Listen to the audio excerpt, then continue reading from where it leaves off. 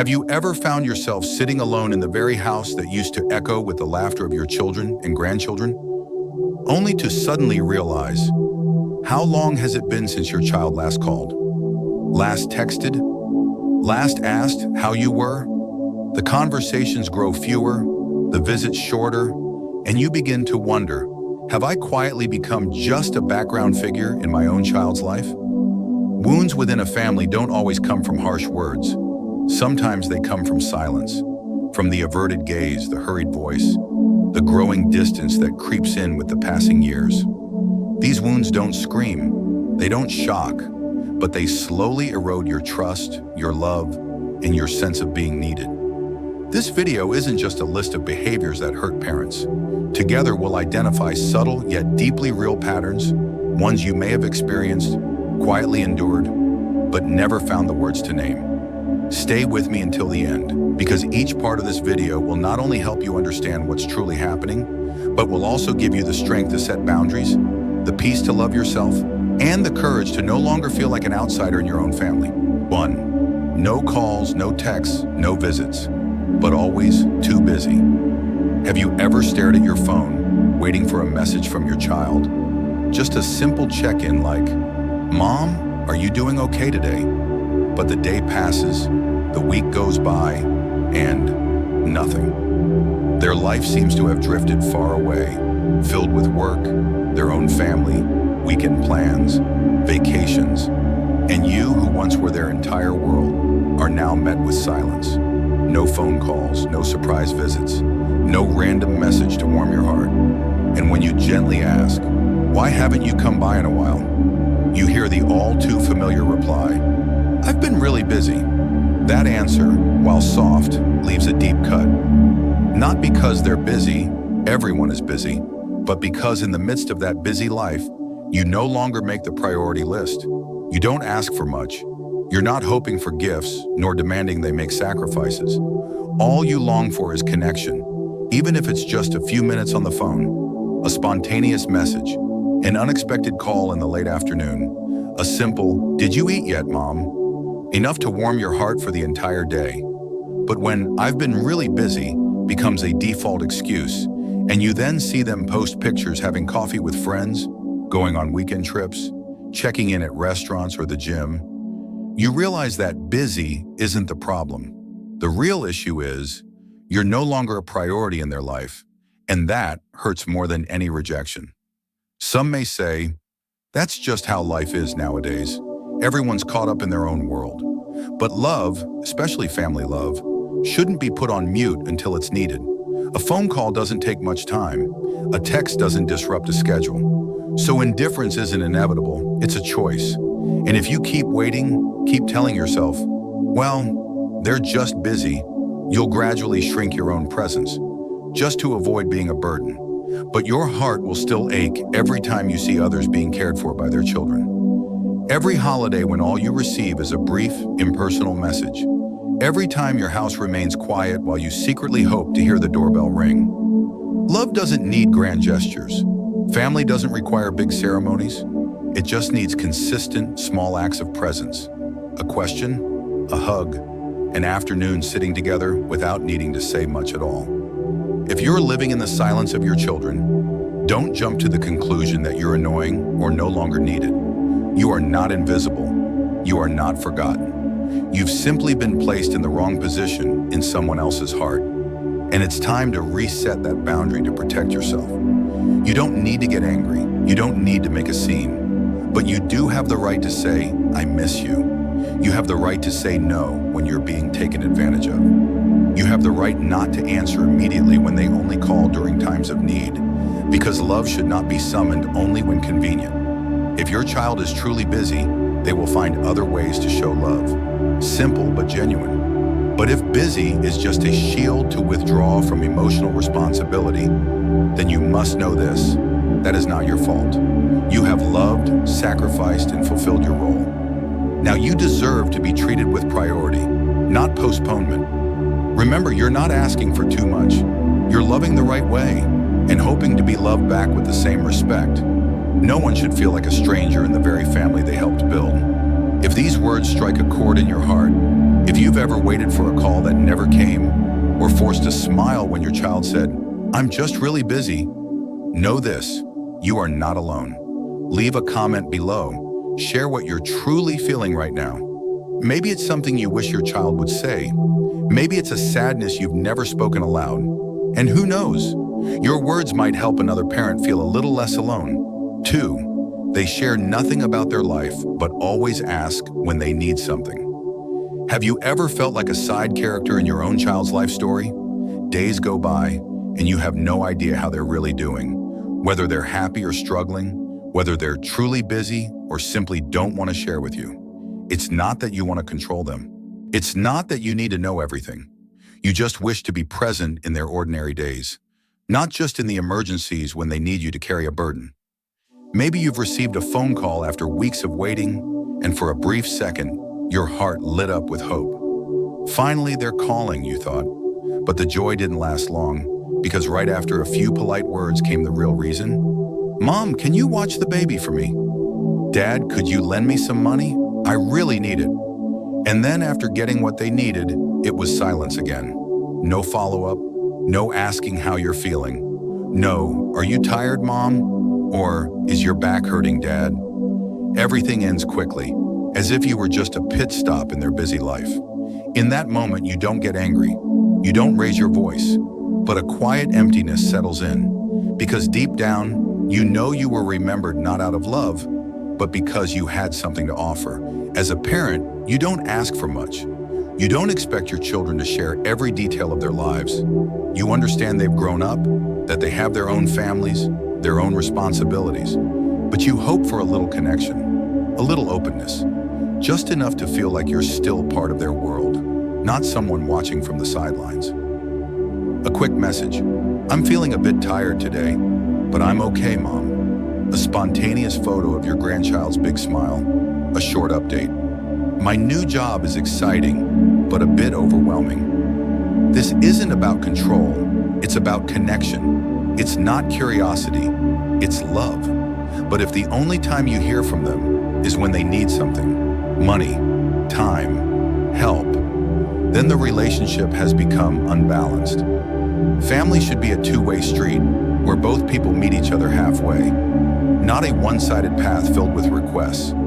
And if this goes on for too long, the hurt doesn't just come from the silence, but from the realization that the love you spent a lifetime building has been reduced to a service, used when needed, forgotten when not.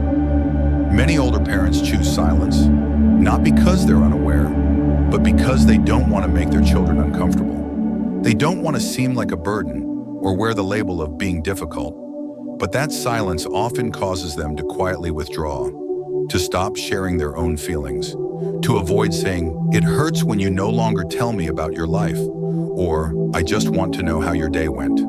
They shrink themselves out of love. But love should never make someone feel invisible. You have the right to want to be heard, not to control, but to feel like you still matter. You have the right to know that the love you give is received, not only when it comes with conditions. You can say, "I'm happy to help, but I also hope you'll share a little bit with me," not just when you need something. You can say, "I'm here, not just to lend money, but to hear the things you've been keeping inside." If you realize that you only seem to exist when there's a need, it might be time to reset your boundaries, not to punish, but to protect yourself from the pain of silent use. Not to hurt them, but to remind them that family is not a zipper pulled out only when convenient. It needs to be nurtured, maintained, and exchanged with honesty, not just need. If you've ever felt this way, when your child doesn't share anything, yet calls the moment they need something, leave a comment below. Maybe share a memory that left you feeling hurt, or simply write a sentence you wish your child would say to you on an ordinary day. Your words won't just be a way to unburden your heart, they might be a guiding light for another parent quietly carrying the same pain. 3, they don't ask about your health, but still blame you. When you get sick sometimes, what hurts you isn't loud words, but the prolonged silence that comes right when you need care the most. You notice yourself growing weaker. Your body isn't as flexible as before. Your memory starts to slow down. Your legs don't move as swiftly. But instead of being asked how you are, being cared for, or simply hearing a, "Mom, are you okay?" What you get is blame when things don't go as expected. You drop something and your child frowns. You're too careless now. You forget to buy something from the store and they shake their head. Dad's getting forgetful, huh? And sometimes the words aren't even spoken. They show up in the tired look, the quiet sigh sharp as a blade. You say nothing. You swallow the hurt.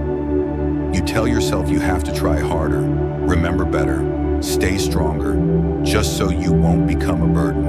And so, you start hiding your illness. You don't mention the back pain that's lingered for days. You don't say that your legs went numb last night and kept you awake. You don't complain about the dizziness when climbing the stairs. Not because you're not in pain, but because you're afraid your child will get annoyed, afraid of being told you're always whining, afraid of being seen as a nuisance. That is a very real kind of loneliness when you're sick, but no one asks. When you're weak, but no one cares. And then when something finally happens, a fall, a hospital trip, the very people who hadn't checked in are the first to point fingers. Why didn't you say something sooner, Mom? Dad, if you knew, why didn't you go to the doctor? Those words may sound like concern, but they're born from a distance that they themselves helped create. Older people don't need 24/7 care. They just want to be asked at the right moments, to be listened to with genuine attention. A simple, "How are you feeling today, Mom?" could be a full dose of emotional medicine. A warm glance, a gentle touch on the shoulder is enough to let them know they're still loved. But when no one asks, when they no longer feel seen, they begin to withdraw from their own need to be cared for. And that's when emotional wounds begin to build. There are mothers who once carried the entire family, who left early and came home late, who handled every worry. There are fathers who once never shied away from any task just to give their kids a good life. But they are human too. They will get tired, their backs will bend, their eyes will dim, and sometimes they need their children to protect them, not with material things, but with simple care. We often think love has to be grand, but in old age, people don't need anything extravagant. They just want to be asked sincerely, listened to without being rushed, and respected even when they're not as strong as before. That's all. And yet that has become a luxury in many families. If you've ever found yourself hiding your illness, trying to appear strong, or quickly saying, "I'm fine," just so your child wouldn't worry, then maybe you've forgotten that. You also deserve to be weak. No one should have to hold everything together for a lifetime, especially not when age has arrived. You have the right to need care. You have the right to say you're tired, and you have the right to reject blame that stems from long-standing neglect.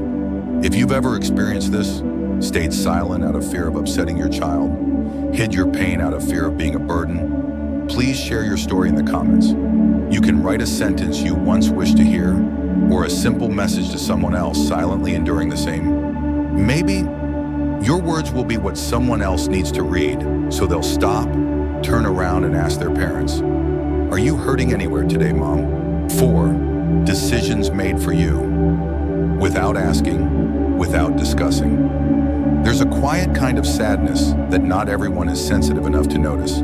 It's when older people are slowly stripped of the right to make decisions in their own lives. No one outright says, "Mom's no longer sharp enough," or "Dad's old, he doesn't understand." But silent actions send that exact message loud and clear. Like when your children rearrange the furniture in your home without asking, moving things you've kept in the same spot for decades. Like when they decide to sell the house you've lived in, explaining, "It's better if you move closer to us," without giving you the chance to express what you truly want. Like when they schedule your doctor appointments, change your physician, or plan out an assisted living arrangement, always in the name of what's best for you, yet missing something essential: consultation, consideration, and respect. And suddenly you, the person who once carried the weight of the entire family, feel like a passenger on a ride someone else is steering. You're informed, not included.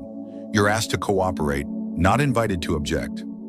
Every decision comes wrapped in words like, "It's for your health," "We love you," "We just care about you." But when your voice is missing, even the care can begin to feel like a subtle form of control.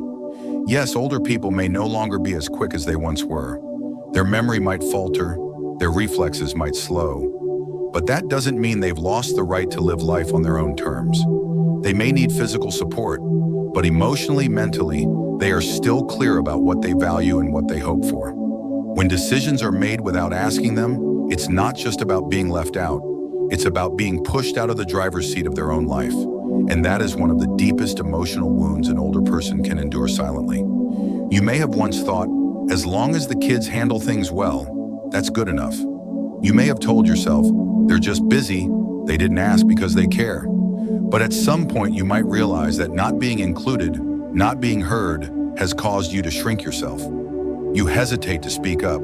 You're afraid of being labeled stubborn, difficult, or out of touch. And gradually you stop speaking altogether, even when your heart is still full of things you want to say.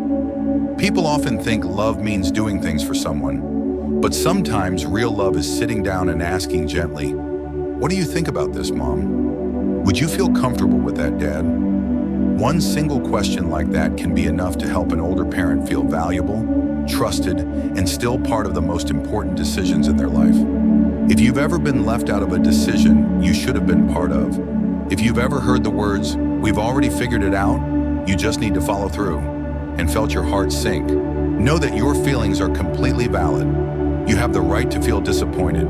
You have the right to feel a sense of loss. And more than anything, you have the right to request to be included. This is your life, no matter what age you are. You don't need to control everything, but you absolutely deserve to be consulted, to be heard, and to be respected. If you've ever had decisions made for you without a single word of input, please share your story in the comments. Write down the question you wish someone had asked, or name a decision you wish your children had let you be part of. Because when you share, you're not just letting go of your own heaviness, you're also helping other mothers and fathers realize they are not alone in this quiet pain. 5. Constantly bringing up the past, even though you've stayed silent and carried the weight. There isn't a parent who walks through their child's life without leaving a few scratches behind. Maybe there were years of poverty that made it hard to provide everything. Maybe there were moments of anger, words spoken that hurt. Maybe there were absences, times when you were missing because you were too busy making a living, carrying the weight of the whole family. But as you grow older, you come to understand those mistakes didn't come from carelessness, but from the limits of circumstance, from the deeply human imperfection of parenthood, a journey with no perfect guidebook to follow. And yet, when old age comes knocking, when your hair has turned gray from time and sacrifice, some children still carry with them a running list of your past mistakes. They bring up the time you spanked them, the time you unfairly scolded them, the words that made them feel small, and not just bring them up, but deliver them like a verdict. If you hadn't done that back then, I would have turned out differently. Those words, even when spoken calmly, still cut deep, like sharp knives into a heart already full of regret, remorse, and apologies that were never spoken aloud. You stayed silent. You tormented yourself. You blamed yourself. But in the end, all you ever wanted was for your child to understand. You loved them with everything you had, in the conditions you were given. You weren't perfect, but you always tried. And most of all, you never stopped loving them. Even if that love was clumsy, even if it sometimes came out the wrong way. When a child keeps bringing up old wounds, they're not just reopening pain, you're also being placed in a cycle of guilt, where you're always on trial, always apologizing, always trying to make amends. But what older parents truly need isn't justification, it's forgiveness, not praise, just a little grace, not erasure of the past, but a chance to move forward. It's heartbreaking when, during what should be the most peaceful years of your life, you find yourself walking across shards of memory, thrown there by your own child. You hold back your opinions, afraid they'll say, because of how you were back then, now look where we are. You hesitate to express your emotions, knowing your every word might be dissected, analyzed compared to a past you thought had been laid to rest. You begin to shrink, not because you're weak, but because you're exhausted from being judged again and again. Some children think they're releasing pain, but in truth, they're dragging both sides into an endless cycle of hurt.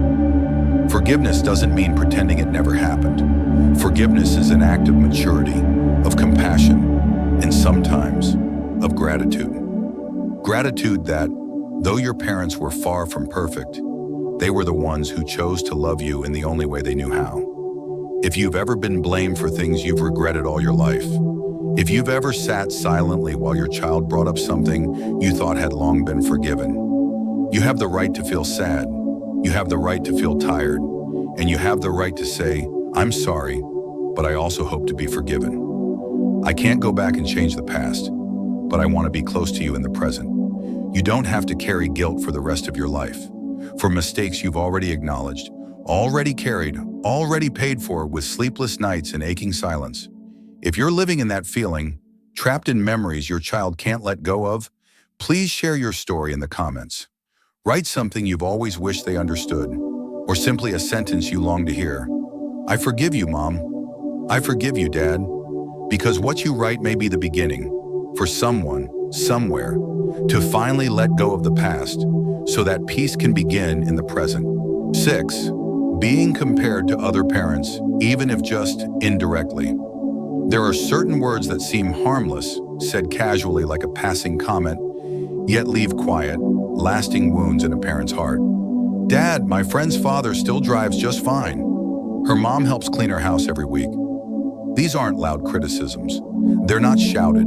They don't come with tension, but they plant something unsettling in you, a feeling that your presence, your efforts, have never truly been enough in your child's eyes. Comparison, especially when it comes from the ones you love most, is never just a side-by-side observation. It's an unspoken weighing of your worth. Even if they don't say it outright, behind those subtle remarks is a message you can feel deeply. You're not quite the parent I wish you were, and that hurts. It cuts at your very sense of worth as someone who has sacrificed their life for their children, yet still finds themselves placed on a scale and found lacking. You once believed that as long as you loved your child, cared for them, gave them your all, they would understand. You never asked for praise. You never needed to be celebrated. You just wanted your child to recognize your efforts, to know that everything you did came from love, and everything you couldn't do wasn't from a lack of will, but a lack of strength. But when your child begins referencing someone else as a standard, you start to feel small, as if you're no longer seen for your own journey, but only measured against people you were never meant to be. Children often don't realize every parent is a world of their own, with different circumstances, different health, different burdens and scars they've quietly endured. Some mothers can't clean every day because their knees ache, their spine is fragile. Some fathers can't drive long distances because their eyes are dim, their reflexes slow. But none of that erases the love they carry. It simply reflects the truth of time, not laziness, not neglect. Comparisons don't make children love their parents more. They only make parents feel incomplete, like even love now requires meeting a standard to be accepted. And when that happens often enough, you start to retreat. You hold back your thoughts. You hesitate to share when you're tired.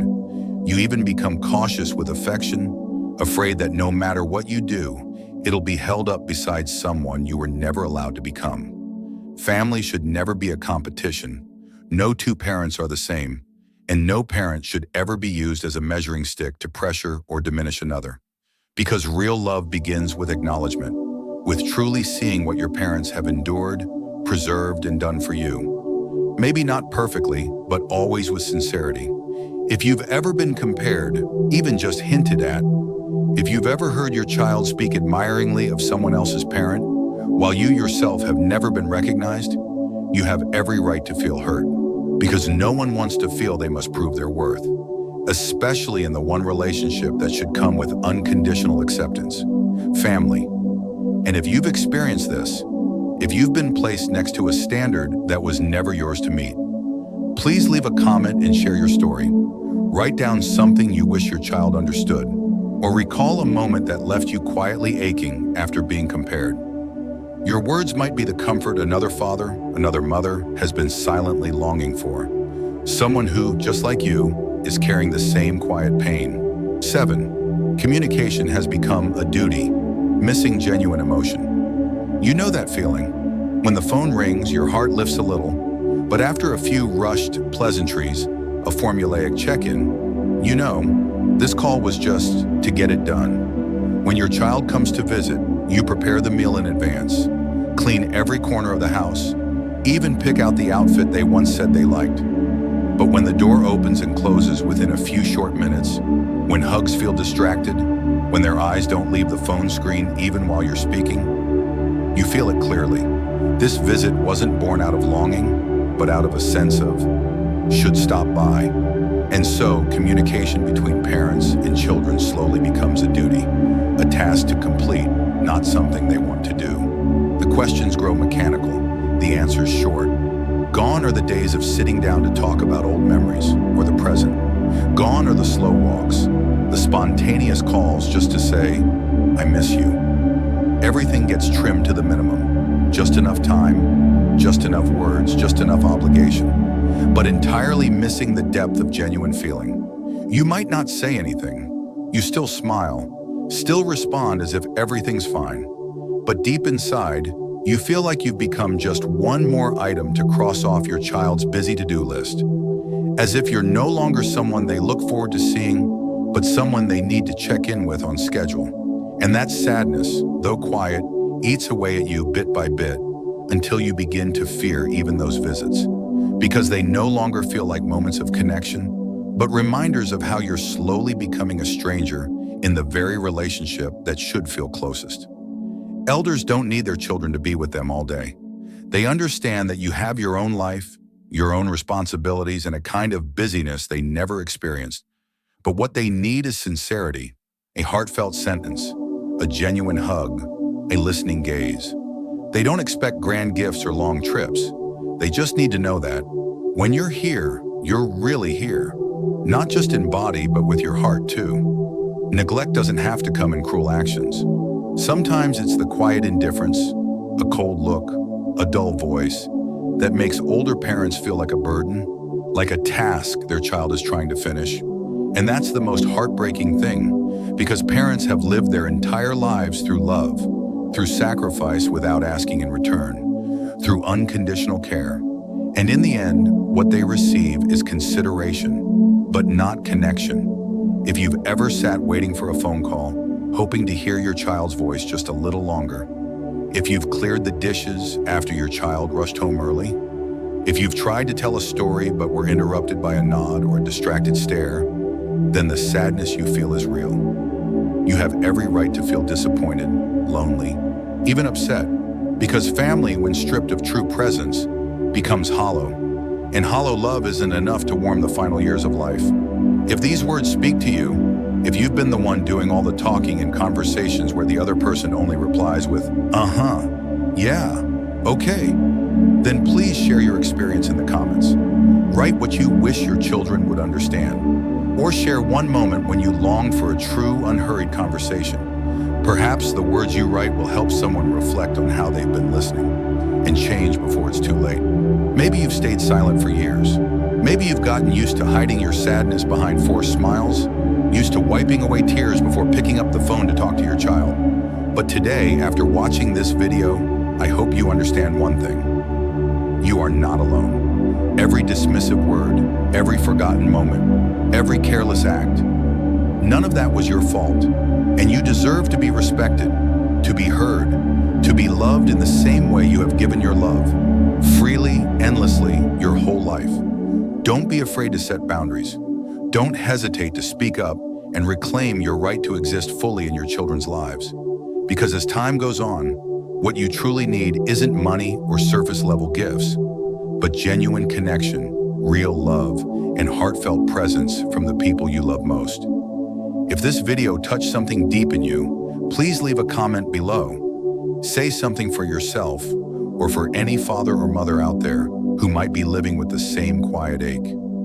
Your words might be the light someone else needs to find their way out of the dark. And if you found this message meaningful, consider supporting the channel by clicking the super thanks button. It gives us the strength to keep creating more healing and heartfelt videos for the older adult community. Right now on your screen, you'll see another video we made. One that also speaks to the things older people need to recognize, so they no longer have to live in silent sacrifice or loneliness. Click to watch it now, or choose one of the recommended videos beside it. because every moment you give to yourself is one step closer to peace. Thank you for being here. You deserve love, complete and unconditional. See you in the next video.